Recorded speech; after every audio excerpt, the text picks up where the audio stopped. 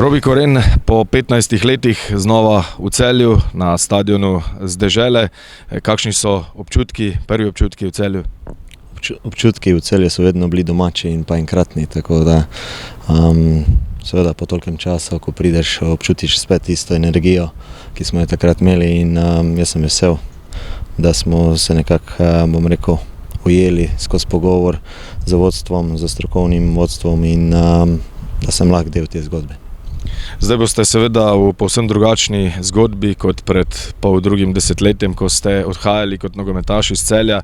Zdaj boste sodelovali s strokovnim timom, vez med šolskim nogometnim centrom in prvo ekipo. Kaj pravzaprav to pomeni?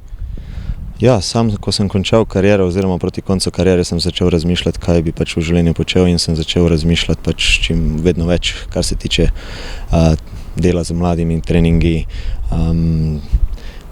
In v zadnjih 2 letih sem intenzivno deloval v NK Dravograd, kjer smo z mladimi selekcijami zelo dobro delali, prišli do nekega nivoja, in tako kot sem rekel prej, z vodstvom kluba, strokovnim vodstvom smo se pogovarjali v zadnjih, rečemo, 10 dneh, 14 dneh, in se nekako ujeli v tej viziji, kako mladim pomagati, kako mladem, spodbujati, pripraviti do tega, do članske ekipe, in pa seveda potem v članski ekipi, da naredijo tisto piko na i in da bo več kdo odšel v tujino pripravljen, bolj pripravljen kot fantje trenutno prihaja. In tukaj jaz vidim tisto, da prinesem svoje znanje, tiste izkušnje, da bojo fantje dojeli, kaj njih čaka, ko prideš izven Celja.